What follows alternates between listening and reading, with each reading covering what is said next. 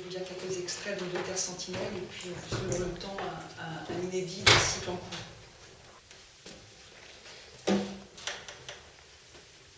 Je parle Mozambique. Qui voit? Pas moi. Le chant précède l'oiseau. Des fleuves de papillons dont nos mains d'hommes infiniment ne touchent l'ocelle. C'est la rousseur des pistes qui nous rayera les dents. Liane au corps, ventre vesse la tique, patiente. Comme le feu lève les proies de cendre. Vert serait clé des vents tisserands. Il évolue là-bas léger sur son empreinte. Regarde loin l'aile au ciel. Il voit la main de l'enfant simple à la pompe. Une nuit lui dira quoi de l'oiseau troglodyte? Couvre à l'aigu la ville, ravie grave à l'ornière des terres battues. Le retour ne l'efface, il le substitue. Figure. À présent, un extrait d'un cycle qui s'appelle « De la nature d'Arva ». Il s'agit d'une rivière. Nous, follement fleuves, follement unis, disparaissons dans la cascade frontalière, comme si nous nous étions consommés. Nicolas Pesquès, la face nord de Julio 5. J'écris aussi loin que possible de moi. Et pourtant, parlant, partant d'elle, ne parle que de moi. Fleuve, Arva, sa haute vallée. Et j'écris le mot source pour que surgisse en moi la naissance d'Arva. Puis, j'écris la réalité que j'ai longée jusqu'au col. Torrent de palmes, torrent des Antanes, Nant du Carlavé, torrent du Chamarion. À rebours de ma pensée source, à rebours de la naissance d'Arva. L'eau, les sédiments, c'est le torrent doublement rimé d'Arva. Ses affluences, lave et roc s'ypsilonnent jusqu'aux rives des renouées majeures. Est-ce assez lyrique pour le glouglou frénétique d'une gamine à peine née? Oh oui, da, car déjà, oh so marvelous, Arva. Et si schiste, gypse, carniole, moraine, tous les éboulis déboulent dans le lit d'Arva, de la ripa, de la grilla, de la creusa, de la pendant, de la petite Arva et des nans, bourdons, giblons, noirs et rouges, leur dynamique littérale et romantique. Fontanelle n'est métaphore de trinité qu'à la surface.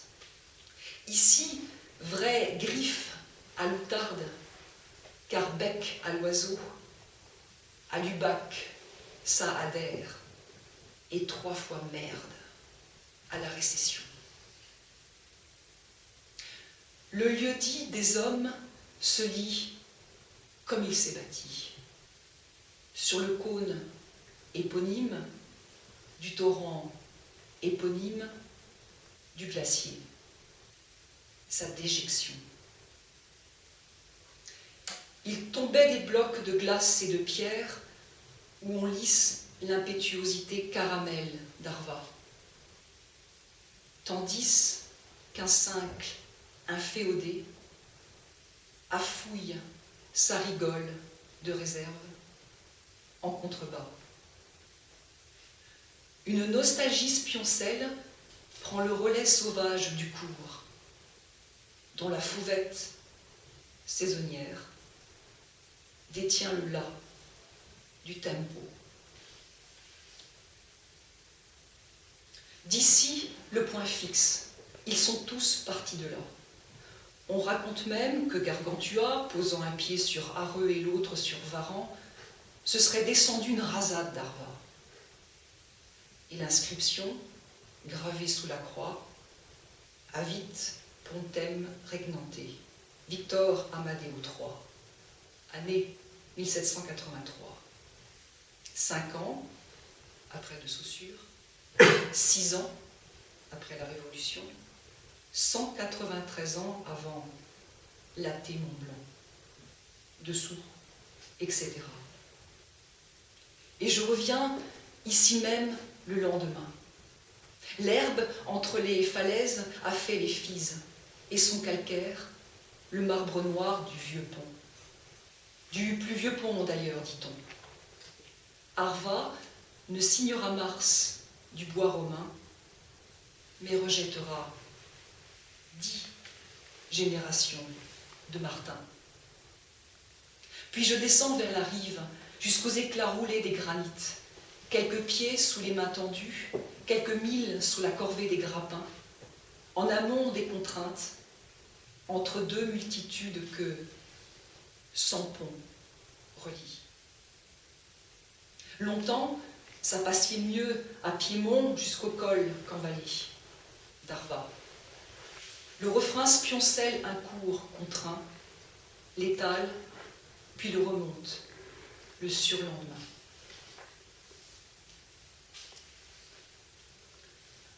La tectonique a fait le chant du bon an. Cric-crac dans la baraque ferait l'étale d'un lac. Là, s'enfle dans l'entrave aux 3 flancs et force en fuite vers l'anxiété majeure d'une contraction limite au bassin.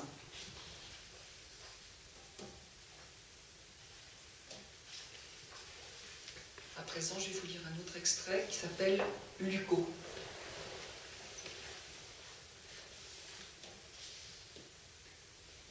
Et maintenant, je voyage de bête en bête partout.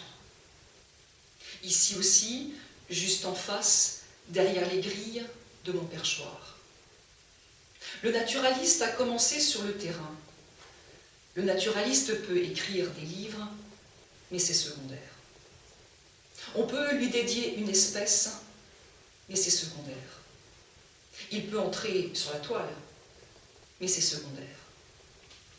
Pour le naturaliste, le sens de la vie va de la terre à la vue, de la terre au toucher, de la terre à l'esprit de la terre, à l'image de la terre. J'ai d'abord fait tout le contraire, même face à la mer.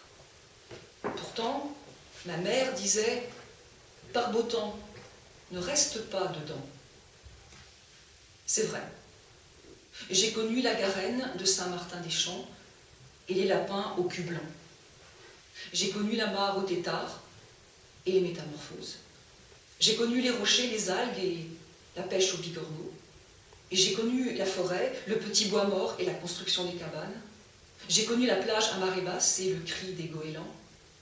J'ai connu, j'ai aimé tout ça passionnément, sans le savoir, car enfant, je préférais lire Moby Dick et Cro-Blanc. Aujourd'hui, 11 mars, je voudrais faire savoir que le magnolia explose, que la canne couve, que le troglodyte se découvre, que les jonquilles s'ouvrent, que les fleurs de crocus se fanent, que le pigeon mort flotte, que le colombin tient la garde, que les abeilles abeillent. Mais il neige noir sur déjà l'enfer et la terre sentinelle s'interrompt.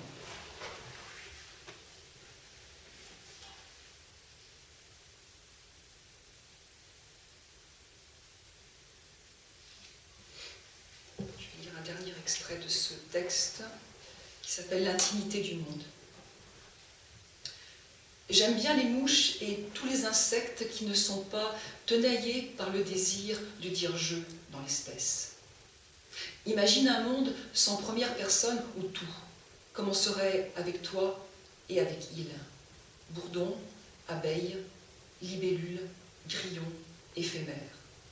Stéphane Bouquet, Amour suivant.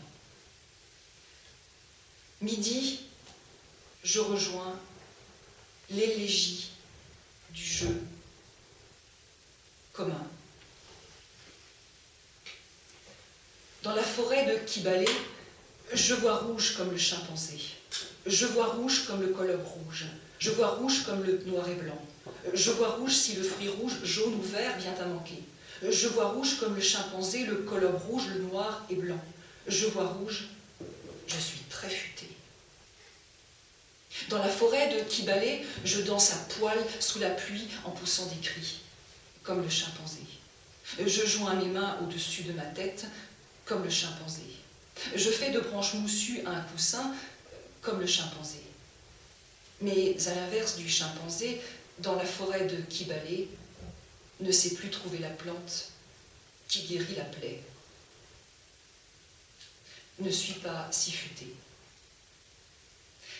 Dans la forêt impénétrable de Bwindi, je reçois vert et l'aime en retour. Vert n'est ni pré, ni champ.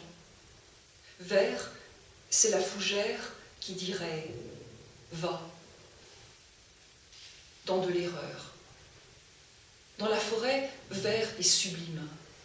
Dans le champ, vert est beau. J'ai donc rasé forêt jusqu'en deçà de champ. Ai-je jamais rencontré vert vraiment? Soudain, de temps à temps, l'ami fait signe d'un pays natal. Nous retient de verser devant. La jeune fille enfle, ses bourreaux rient. Le cycle se grippe dans la tournante. Et tant de voix plus fortes que la mienne, qu'en suis trop faible pour me taire entre elles. Il reste 5 minutes.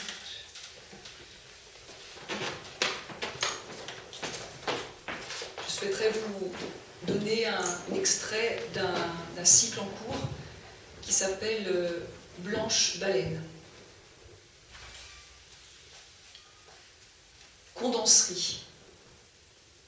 Me suis écrasé jeune sur l'asphalte vers Manhattan.